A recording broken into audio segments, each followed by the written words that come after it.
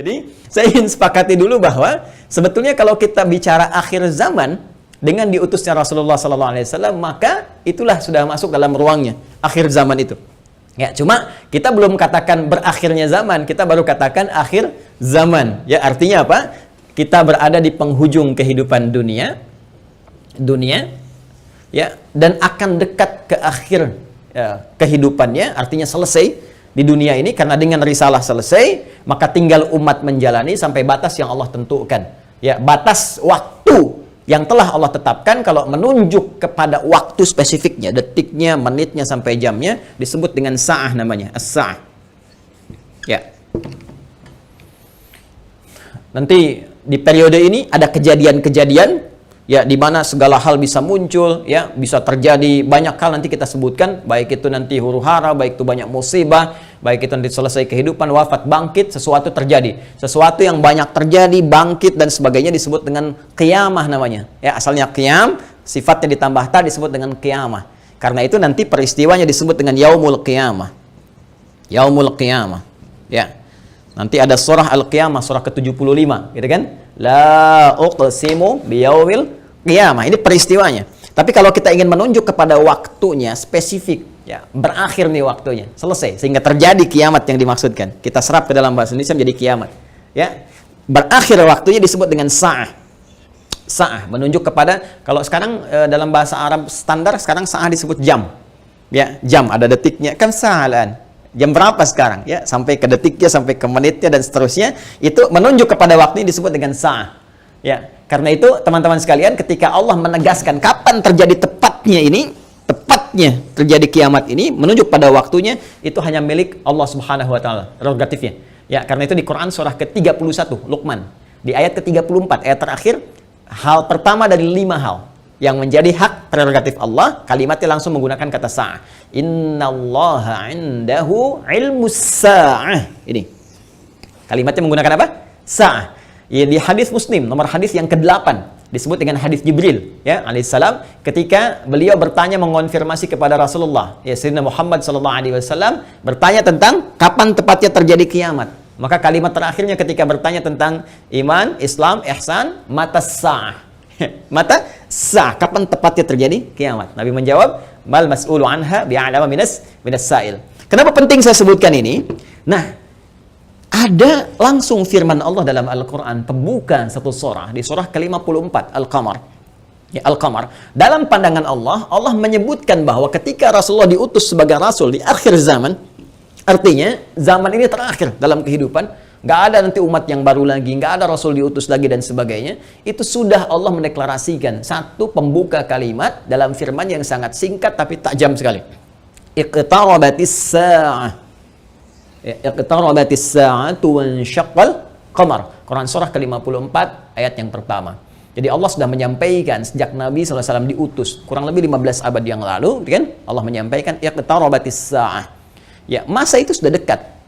Ya, jadi sejak diutusnya Nabi, Allah sudah mendeklarasikan, sudah menyampaikan, ya, menginformasikan pada seluruh hambanya bahwa ini kejadian ini sudah dekat. Ya, dengan diutusnya Rasulullah, bahwa zamannya akan berakhir. Cuma dekatnya dalam konteks firman Allah dengan pandangan kita tentu sangat berbeda. Ya, karena dimensinya tidak serupa, sifat-sifatnya jauh berbeda, kan? Maka demikian pula memahami firman Allah tidak menggunakan pendekatan akal manusia. Jangan kita katakan dekat dengan ukuran kita, tidak. Lihat ukuran Allah. Ya, di mana ukuran Allah? Lihat surah Al-Ma'arij misalnya, ayat yang ke-6. Innahum yarawnahu ba'ida wa narahu qariba. Ya, mereka melihatnya masih panjang, kami melihatnya dekat. Kenapa? Karena ukuran waktu di sisi Allah, ya, itu sudah nggak pakai ukuran standar manusia lagi. Beda dimensinya. Ya, kita keluar dari wilayah kita di Indonesia dengan Malaysia sudah beda 1 jam. Ya, kita bisa ke Amerika, ke Kanada, itu sudah beda terbalik. Bisa di sini siang, sana malam. Ya, baik. Jadi apalagi kita ukur dengan konteks kehidupan akhirat. Ya, ketika Allah berfirman dengan kita di sini, ya, antara kehidupan di luar bumi, di langit saja misalnya, itu yang sudah tidak ada gravitasi lagi, sudah gravitasi 0, itu perbedaan waktunya sudah berbeda jauh. Makanya ketika Al-Quran menginformasikan fi yaumin kana miqdaruhu alf sanatin mimma ta'udun, ya ada 1 tahun bisa beda 1000 tahun. Dalam konteks orang dihukum di neraka bisa seharinya serasa 50.000 tahun, sehari bisa 1000 tahun. Artinya kalau Allah katakan misalnya 7 hari, berarti masih 7.000 tahun ya. Ya, 2 hari berarti masih 2.000 tahun dalam konteks terkecilnya, dalam pandangan kita. Tapi kita tidak tahu kapan itu terjadi. Secara singkat, Allah sudah mengatakan bahwa sejak Rasulullah SAW diutus, ini keadaan sudah akhir zaman. Ya kan? 1. Dan sudah mendekat kepada kiamat. Cuma dekatnya itu kapan waktunya, kita tidak tahu. Dalam pandangan Allah dekat, dalam pandangan kita ngitung dari masa Nabi ke sini masih 15 abad, belum kiamat juga. Ya kan? Sekarang belum kiamat juga, makanya jangan tanya tentang waktunya. Ya, yang ditanya persiapan kita apa? Ya, kalau Anda bertanya tentang waktu pada sesuatu yang sudah diatur, kaidah mengatakan sesuatu yang sudah diatur, jangan banyak ditanya lagi. Nanti menjadi semakin tidak teratur keadaan Andanya. Ya, matahari terbit dari timur, tenggelam di darat. Masih Anda tanya, kenapa terbit dari timur? Itu kurang kerjaan. Ya, kurang kerjaan. Ya, kenapa malam gelapnya? Itu kurang kerjaan. Jelas ya? Kenapa? Karena sudah kita mengerti, itu ma'lumun bid-darurah, sudah dipahami, sudah dimengerti. Naluri kita sudah bisa membaca, akal kita sudah mengetahuinya, ditanamkan dalam diri kita. Karena itu, sesuatu yang sudah Allah atur, jangan ikut-ikut mengatur lagi. Ya, Nabi pernah ditanya tentang kiamat, Nabi tanya, bagaimana persiapan kamu kalau terjadi besok? Jangan tanya waktunya. Karena Allah rahasiakan semua itu supaya memberikan getaran pada jiwa kita dan katalis pada diri kita untuk meresponnya dengan semangat beramal dan menyiapkannya. Itu poinnya. Baik, jadi kalau kita sudah pahami ini semua, bahwa kita hadir saat ini, aktivitas kita ada di penghujung zaman, artinya memang kita sudah berada di akhir zaman, tapi kita tidak tahu kapan zaman berakhir. Tapi kita bisa melihat tanda-tanda yang disampaikan Rasulullah SAW di setiap perubahan-perubahan yang terjadi di akhir zaman itu. Perubahan-perubahan inilah yang menjadikan kita mesti menghadapi tantangan-tantangan yang dimaksudkan. Karena setiap era perubahan tadi itu ada tantangannya tersendiri, tahadiyatnya sesuai dengan karakteristik umatnya.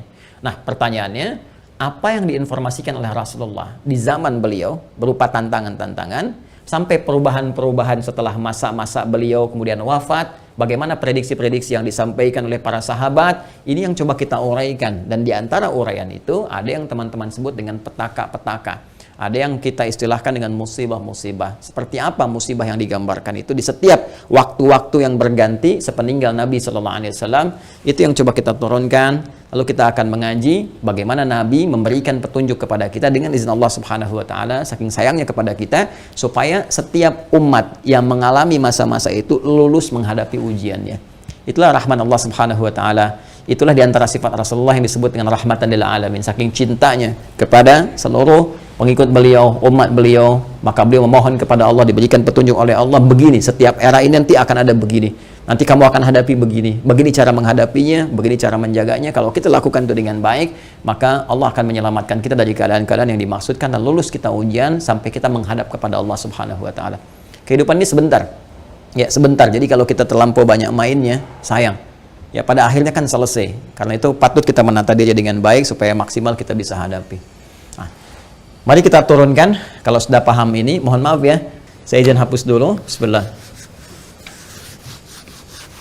Saya berikan kesimpulan dulu sejenak. Jadi jangan lantas nanti diartikan akhir zaman, kiamat gitu kan, padahal kita juga sedang di akhir zaman sekarang. Dan Rasulullah diutus Rasul akhir zaman. Sekarang kita ustadznya ustadz akhir zaman gitu kan. Dan kalau ada presiden akhir zaman, menteri akhir zaman, lurah akhir zaman, termasuk juga sekolah-sekolah akhir zaman dan sebagainya. Tapi zaman itu sampai berakhir seperti apa tahapan-tahapannya, bagaimana ujiannya, itu yang kita lihat ya.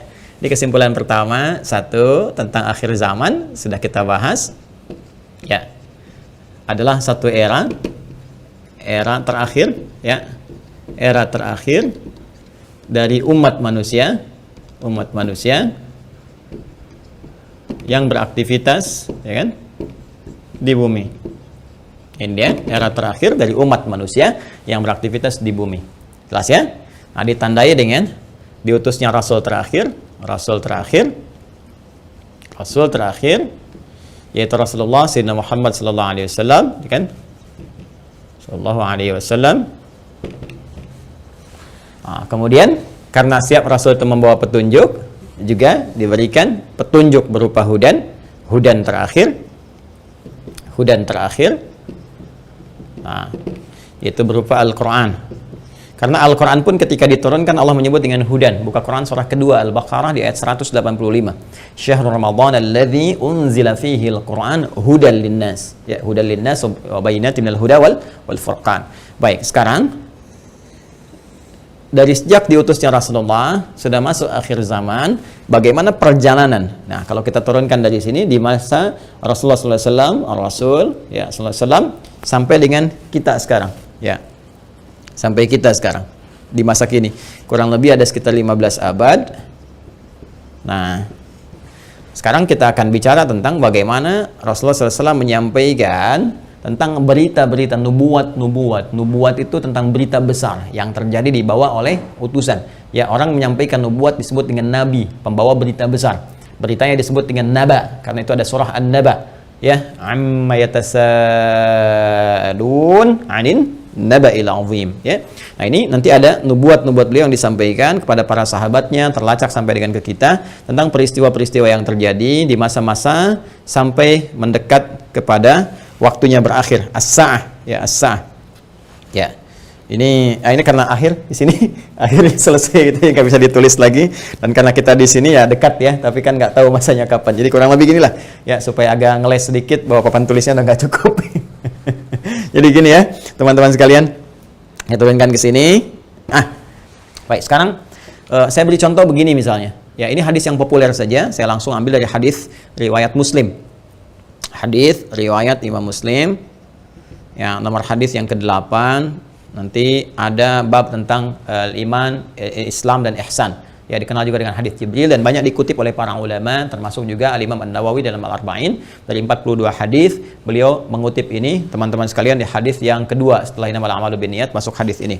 Ya, an Abi Hafs Umar bin Al-Khattab radhiyallahu ta'ala anhu, qala bainama nahnu julusun 'inda Rasulillah sallallahu alaihi wasallam, ittala 'alaina rajulun shadidu bayadith thiyabi, shadidus sawadis sa'ari, la yura 'alaihi atharus safari.